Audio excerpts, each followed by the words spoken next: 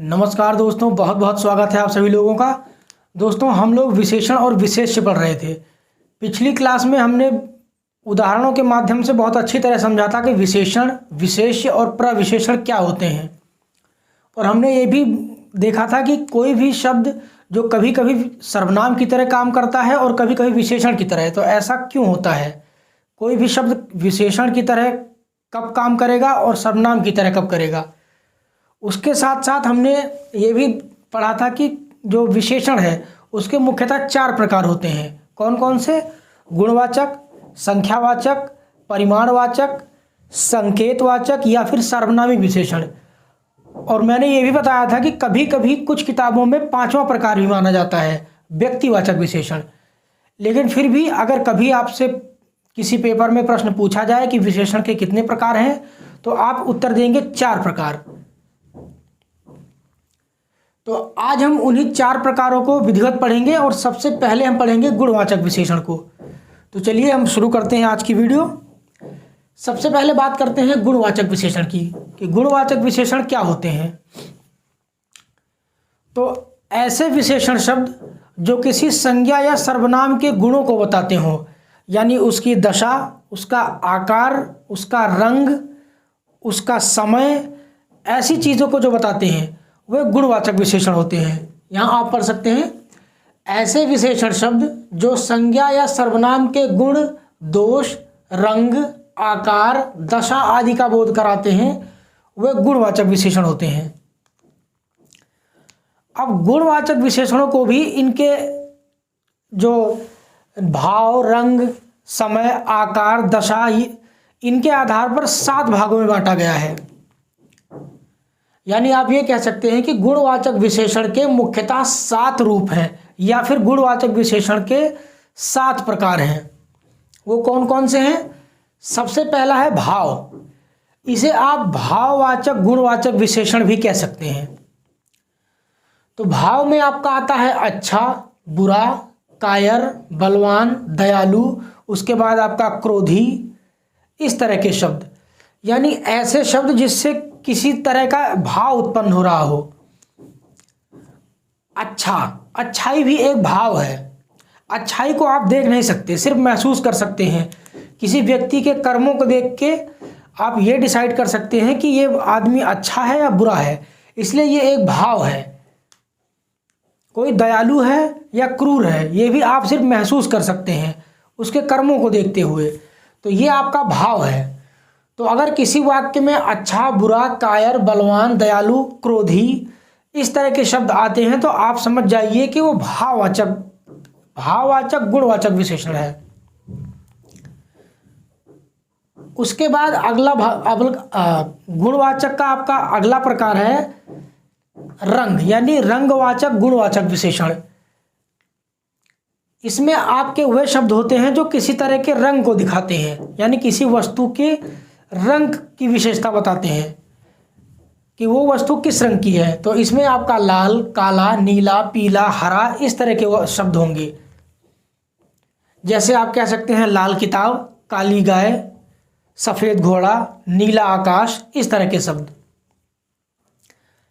अगला आपका जो प्रकार है वो है कालवाचक, यानी कालवाचक गुणवाचक विशेषण। यहाँ 2 प्रकार हैं, कालवाचक और समयवाचक। इनको आप ध्यान से देखेंगे कि कालवाचक कौन सा होता है और समयवाचक कौन सा, इसमें कन्फ्यूजन हो सकती है। आपके कालवाचक में आता है अगला, पिछला, नया और पुराना जैसे शब्द। जैसे अगला वर्ष, पिछला महीना, नया वर्ष या नया मकान, पुरानी किताबें, पुरानी इमारतें, इस तरह के शब्द जो हैं वो कालवाचक में आते हैं। उसके बाद मासिक, दैनिक, वार्षिक, अर्धवार्षिक, त्रैमासिक, इस तरह के जो शब्द हैं वो आपके समयवाचक गुणवाचक विशेषण में आते हैं। जैसे आप इसे कह सकते हैं कि मासिक पत्रिका, दैनिक पत्रिका या आपका वार्षिक पत्रिका, इस तरह के शब्द, साप्ताहिक अखबार। उसके बाद आपका 5वां प्रकार है आकार, यानी आकारवाचक गुणवाचक विशेषण। इसमें आपका लंबा, चौड़ा, गोल, ऊंचा, नाटा, इस तरह के शब्द आते हैं। यानी ऐसे शब्द जिनसे किसी वस्तु यानी किसी संज्ञा या सर्वनाम के दशा का पता चलता हो, आकार का पता चलता हो कि उसका आकार कैसा है, गोल है, लंबा है, पतला है, नाटा है, किस तरह का है। उसके बाद आपका जो छठा प्रकार है वो है दशा। यहाँ आप आकार और दशा में कंफ्यूज नहीं होंगे।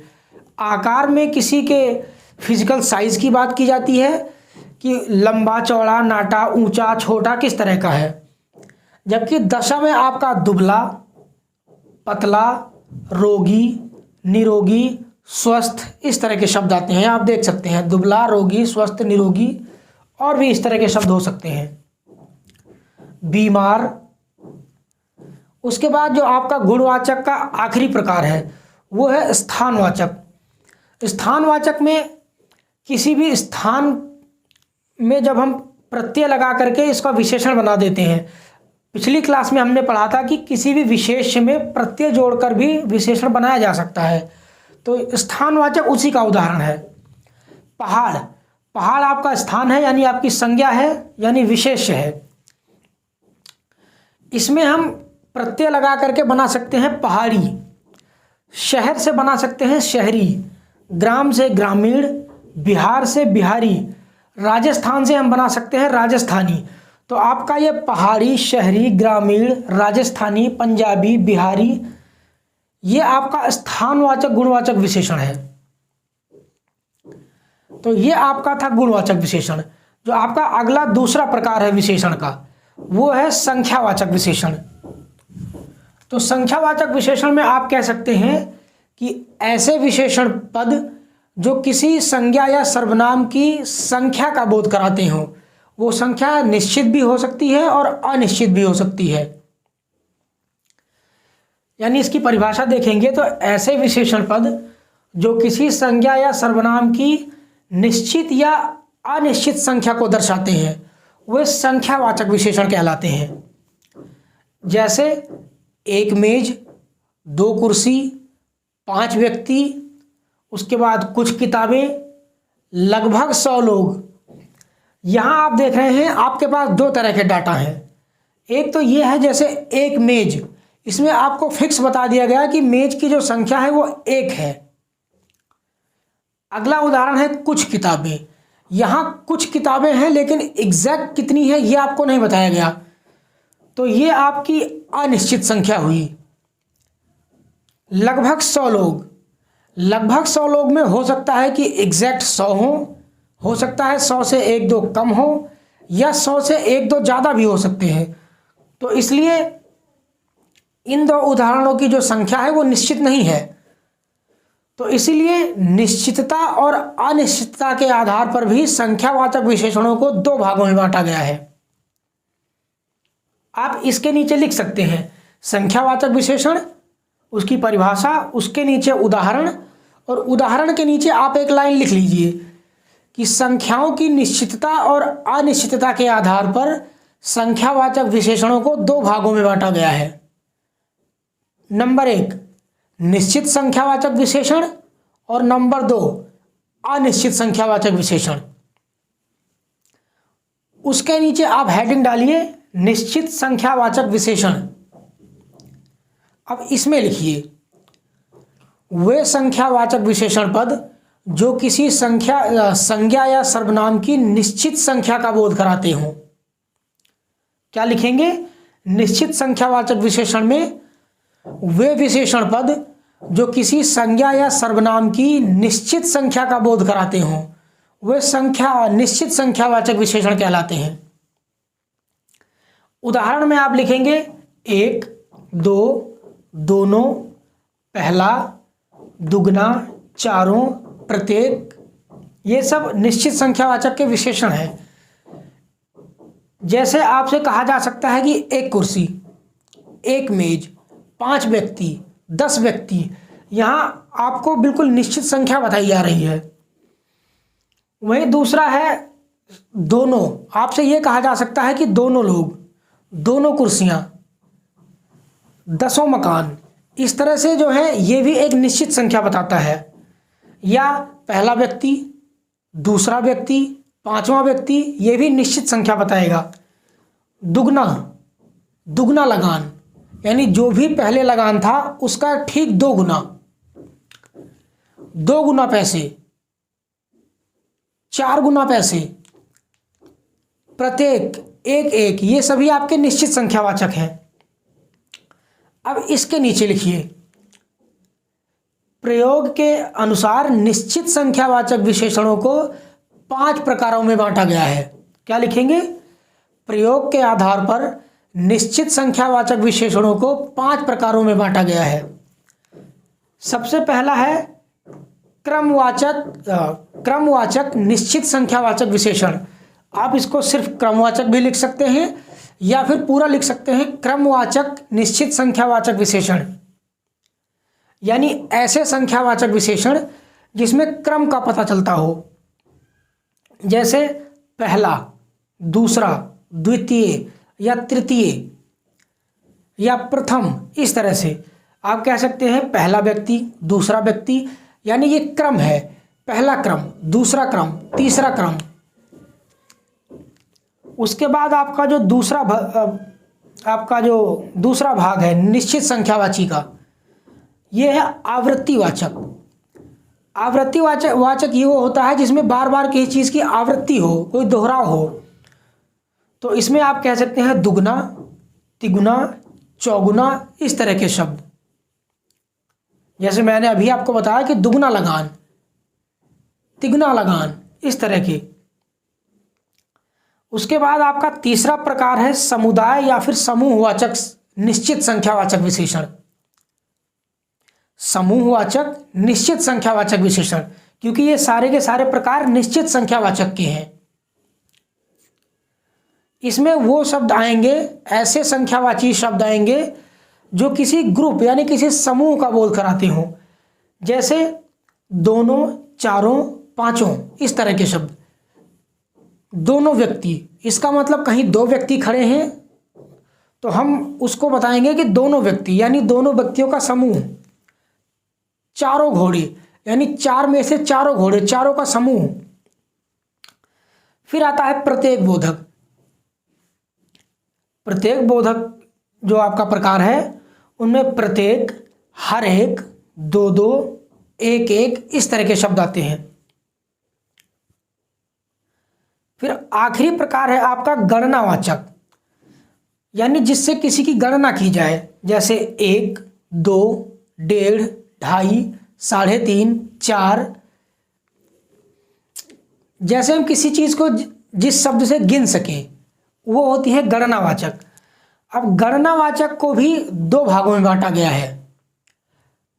आपने यहां उदाहरण देखा 1, 2, 1.5, 3.5।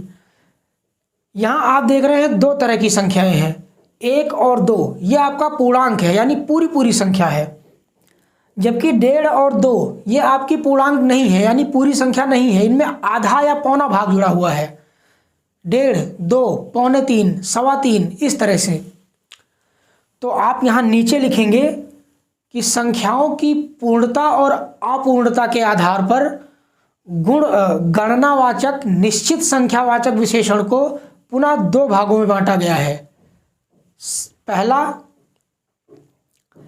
पूर्णांक गणनावाचक और दूसरा है अपूर्णांक गणनावाचक। पूर्णांक गणनावाचक में आप लिखेंगे वे निश्चित संख्यावाचक गणनावाचक विशेषण, यानी सबसे पहले वो संख्यावाचक हों, उनमें निश्चित संख्यावाचक हों, और निश्चित संख्यावाचक में भी वो गणनावाचक हों, और गणनावाचक में भी वो पूर्णांक हों। तो वे निश्चित संख्यावाचक गणनावाचक विशेषण जिनसे पूर्णांक यानी पूर्ण संख्या का बोध होता हो, वे आपके पूर्णांक गणनावाचक विशेषण कहलाते हैं। उदाहरण के लिए 1, 2, 4, 5। अगला प्रकार गणनावाचक में अगला प्रकार निश्चित संख्यावाचक। आप इस तरह से लिखिए,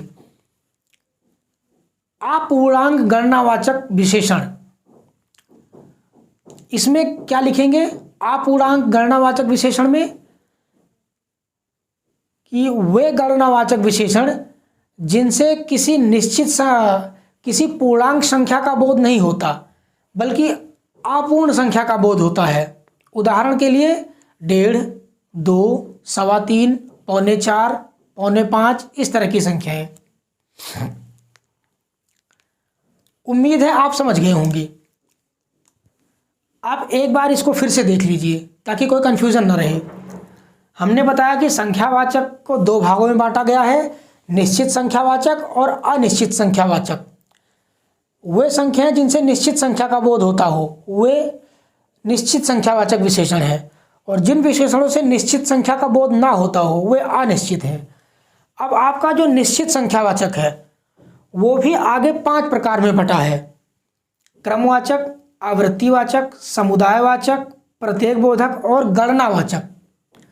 फिर मैंने आपको बताया कि ये जो गणनावाचक है ये गणनावाचक भी आगे 2 भागों में बटा है: पूर्णांक गणनावाचक और अपूर्णांक गणनावाचक।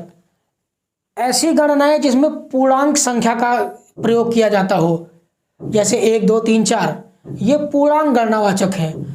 और जिनमें अपूर्णांक यानी अपूर्ण संख्याओं का प्रयोग किया जाता हो वो अपूर्णांक हैं, जैसे 1.5, 2.25, 2.5, 3.5 इस तरह की संख्याएं। तो अब आप इसका स्क्रीनशॉट ले लीजिए, फिर हम आगे बढ़ते हैं। चलिए अब हम देखते हैं अनिश्चित संख्यावाचक विशेषणों को। निश्चित संख्यावाचक को हम देख चुके, अब बारी है अनिश्चित संख्यावाचक की। तो अनिश्चित संख्यावाचक विशेषण नाम से ही पता चल रहा है कि ऐसे संख्यावाचक विशेषण जिनमें जो संज्ञा की संख्या है वो निश्चित ना हो। तो इसकी परिभाषा आप देखेंगे तो ऐसे संख्यावाचक विशेषण पद जिनसे किसी संज्ञा या सर्वनाम की निश्चित संख्या का बोध ना हो वे अनिश्चित संख्यावाचक विशेषण कहलाते हैं। जैसे उदाहरण के लिए आप देखिए कुछ लोग मतलब कितने लोग, 2, 4, 10, 20, 50, 100 पता नहीं, तो इसलिए कुछ लोग ये आपका अनिश्चित संख्या है। थोड़े पैसे मतलब कितने पैसे, 10, 20, 50, 100, 1000, 2000 नहीं मालूम, लेकिन आप गिन सकते हैं, पैसों को गिना जा सकता है, इसलिए ये अनिश्चित संख्यावाचक। लगभग 10 गाड़ियाँ, यहाँ आप देखेंगे कि 10 एक निश्चित संख्या है लेकिन उससे पहले लगभग शब्द लगाया गया है। लगभग 10 गाड़ियाँ मतलब 10 से 9 भी हो सकती हैं, 11 या 12 भी हो सकती हैं, या हो सकता है एग्जैक्ट 10 भी हों, लेकिन हमें पूरी तरीके से क्लियर नहीं है, इसलिए लगभग 10 गाड़ियाँ भी आपका अनिश्चित संख्या में आएंगी। उसके बाद है 100-200 रुपये। तो 100-200 रुपये में भी आप देखेंगे कि 100 या 200 या इन दोनों के बीच में कुछ, ये क्लियर नहीं है, तो इसलिए ये भी एक अनिश्चित संख्यावाचक विशेषण में आएगा। 2-3 केले, 2 या 3 संख्या अनिश्चित है। तो इस तरह से जहां भी आप, या थोड़े कपड़े मतलब कपड़ों के एक गट्ठर में से कुछ कपड़े जिन्हें आप गिन सकते हैं, लेकिन वो कपड़े गिनती में कितने हैं आपको नहीं पता, इसलिए आपने कहा थोड़े कपड़े, तो ये भी आपका अनिश्चित संख्यावाचक विशेषण है। तो दोस्तों आज की वीडियो काफ़ी लंबी हो चुकी है, इसलिए इसको यहीं ख़त्म करते हैं। कल की वीडियो में हम लोग विशेषण के जो बाकी बचे हुए 4 प्रकार हैं उनको ख़त्म करेंगे। तो मिलते हैं अगली वीडियो में। नमस्कार।